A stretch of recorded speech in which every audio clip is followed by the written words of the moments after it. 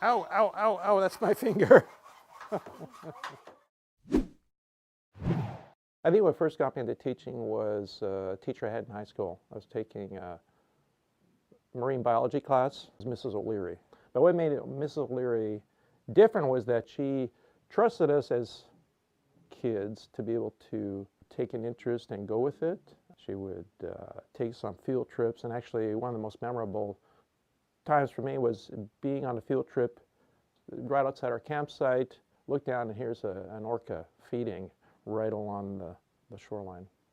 As I got older, science seemed to be more of the course that I took, and teaching really wasn't in the picture. But after having Miss O'Leary, it was like, well, this might be kind of cool.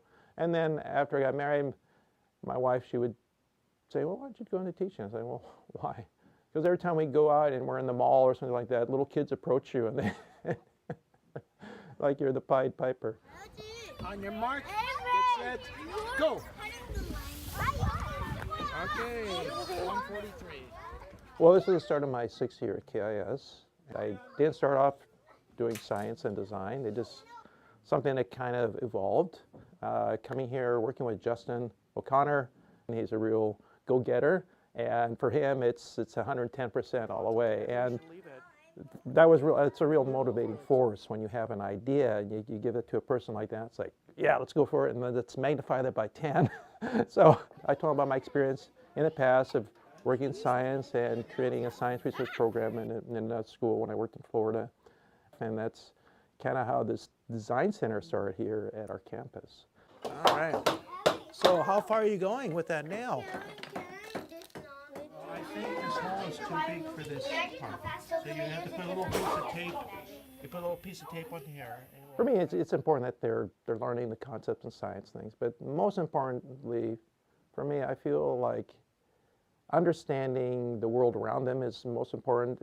Opening their eyes, gaining a perspective on their life and how they affect their environment, being observant, learning from their surroundings, being able to take in experiences and to use those experiences as ways to understand their current situation. And also being respectful of their environment and of each other.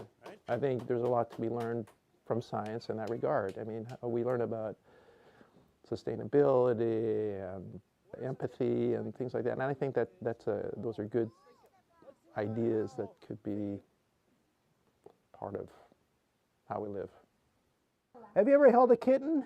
They're small, so it cannot be bigger than a kitten, a baby kitten, a baby one, a one that's like a week old. Okay, cannot be bigger than a kitten. How many times do you want to run up before you change the height? Once, and then change the height, and then another time, and then change the height.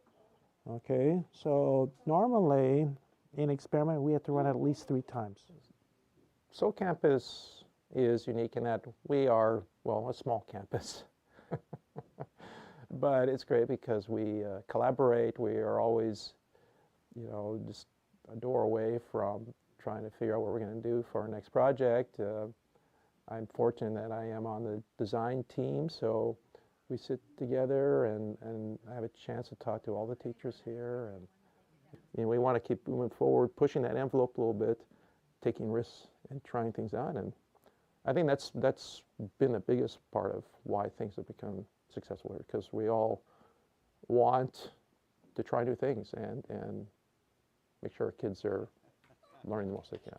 In a larger campus, it may be hard to do that, and maybe you just have a smaller group of people that you'd be collegial with, but here, everybody knows each other, and it's great. And I think that's what makes this place special. Materials, cars, and blocks. That's not all. Well, a traumatic time in my life was when I was this little guy. I was 5 years old. It was really close to my 6th birthday when my father passed away.